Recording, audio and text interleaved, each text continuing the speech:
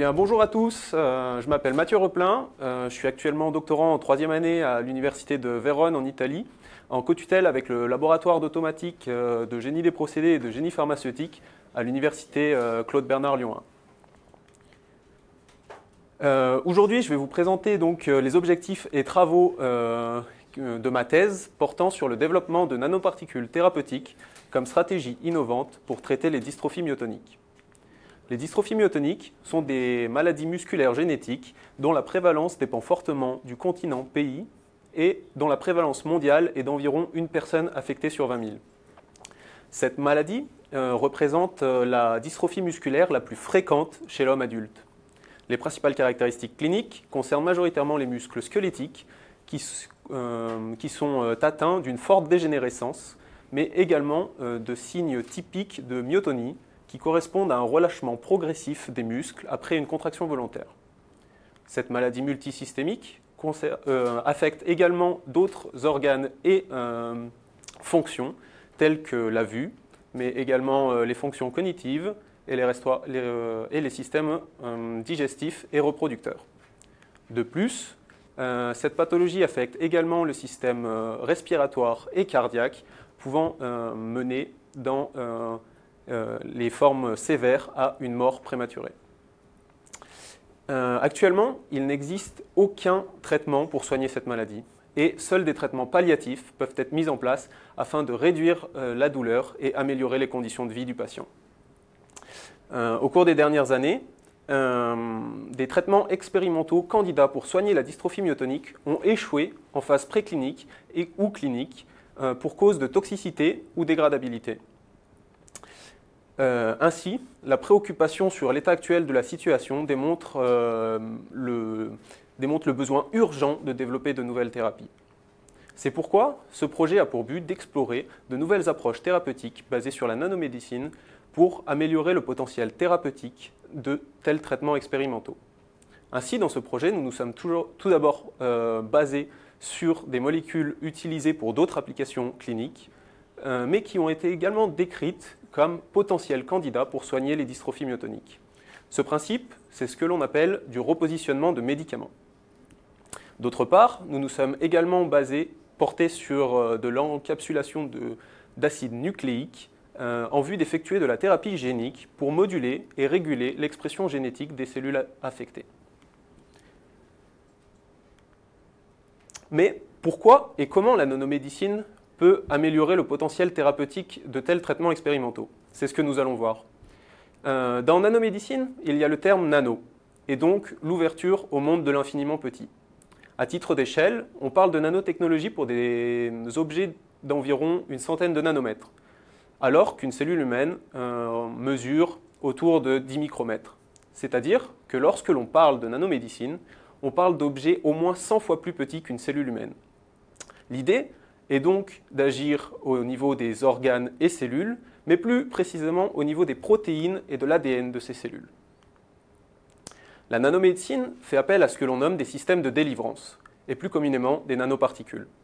Ces systèmes de délivrance ont des propriétés et caractéristiques spécifiques permettant ainsi l'encapsulation, c'est-à-dire l'association, de composés au sein de ces systèmes. Au cours des différentes années, de nombreux types de nanoparticules ont été établis, tels que des nanoparticules métalliques, mais également des nanoparticules faites à base de polymères et ou lipides.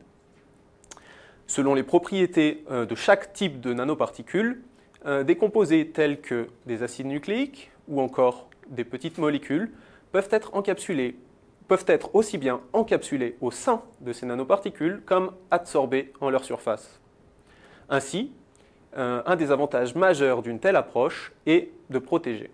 Protéger à la fois les molécules de leur dégradation une fois au contact d'un milieu biologique, mais également de protéger le corps humain de toute potentielle toxicité qui serait associée à ce composé, grâce à des doses d'administration réduites. En effet, si une molécule est moins soumise à sa dégradation, alors les doses nécessaires pour obtenir un effet thérapeutique seront plus faibles. Un autre avantage d'une telle approche est d'acheminer, c'est-à-dire de délivrer ces composés à travers l'organisme.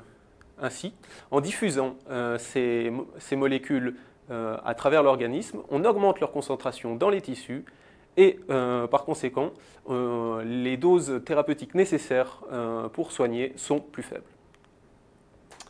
Ainsi, si l'on cherche à modéliser globalement les bénéfices de la nanomédecine par rapport à l'administration conventionnelle d'une molécule telle que l'un de nos traitements expérimentaux, nous pourrions voir que pour l'administration classique d'une de ces molécules, ces molécules seraient dégradées et éliminées rapidement et pourraient également entraîner des effets de toxicité. A l'inverse, lorsque ces molécules seraient incorporées au sein de nanoparticules, nous pourrions observer une circulation prolongée ainsi qu'une diffusion générale dans l'organisme, augmentant ainsi la concentration dans les tissus, malgré qu'une légère partie de ces nanoparticules soit éliminée naturellement par l'organisme. En conclusion, la nanomédecine représente l'outil adapté pour protéger et délivrer des molécules thérapeutiques au profil pharmacologique limité et ainsi, dans notre cas, soigner la dystrophie musculaire, la dystrophie myotonique. Pour cela, comment est-ce que l'on procède? Alors tout d'abord, en fonction de la molécule choisie, on va tester différents types de nanoparticules afin d'obtenir des nanoparticules aux propriétés souhaitées et donc avec le meilleur taux d'encapsulation. Ceci représente une part conséquente de ce travail dans un tel projet, étant donné qu'il constitue la base. Une fois ces nanosystèmes établis, ils sont testés sur des cultures cellulaires afin d'en déterminer leur biocompatibilité, leur internalisation, c'est-à-dire s'ils pénètrent ou non au sein des cellules, leur parcours et localisation une fois dans ces cellules, mais également leur efficacité à soigner des cellules malades. Lorsqu'un système a su démontrer son efficacité sur des cultures cellulaires, il doit ensuite prouver qu'il peut interagir avec les fibres musculaires qui composent le muscle. Pour cela, les nanoparticules sont injectées dans un muscle explanté qui est ainsi conservé dans un bioréacteur. C'est ce qu'on appelle une étude ex vivo. Cela permet ainsi d'éliminer toute potentielle souffrance animale qui pourrait être liée à une éventuelle toxicité d'un traitement. Cela permet également de réduire le nombre d'animaux utilisés. Enfin, de par la complexité d'un organisme vivant, il reste crucial et indispensable de tester l'efficacité de tels nanosystèmes sur un modèle animal tel que la souris.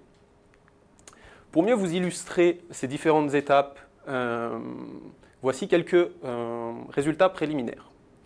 Les nanoparticules que nous avons synthétisées ont été obtenues en faisant interagir de l'acide hyaluronique, qui est un polysaccharide chargé négativement, avec de la polyarginine, qui est un peptide quant à lui chargé positivement. Le mélange de ces deux composés dans des proportions spécifiques conduit à la formation spontanée de nanoparticules avec une taille d'environ 200 nanomètres, comme le démontre cette image obtenue en microscopie électronique. Ensuite, nous avons cherché à savoir si ces nanoparticules pouvaient être internalisées au sein de cellules musculaires. Comme vous le montrent ces images obtenues en microscopie confocale, nos nanoparticules, visualisées ici en vert, sont capables de pénétrer au cours du temps dans les cellules musculaires pour finalement se retrouver localisées dans le cytoplasme. Enfin, nous avons cherché à savoir si ces nanoparticules étaient également capables de pénétrer au sein des fibres musculaires. Pour cela, nous avons réalisé une étude ex vivo en administrant nos nanoparticules dans le muscle explanté. Comme vous le démontrent ces images obtenues en microscopie à fluorescence, ces coupes musculaires transversales nous démontrent que nos nanoparticules, toujours visualisées en vert, sont capables de pénétrer au sein des fibres musculaires, et ceci sur l'intégralité du muscle, démontrant ainsi l'intérêt de tels nanosystèmes comme véhicule pour acheminer des molécules actives jusqu'aux fibres musculaires et par conséquent soigner, dans notre cas, les muscles affectés.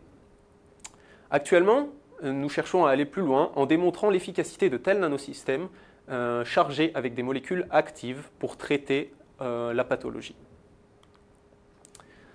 En conclusion, le bon déroulement d'un projet pluridisciplinaire comme celui-ci nécessite pour ce faire des connaissances dans de multiples domaines, tels qu'en chimie et pharmacie, pour ce qui concerne la synthèse des nanoparticules, mais également en médecine et biologie, afin de mieux comprendre la pathologie et d'appréhender comment la traiter.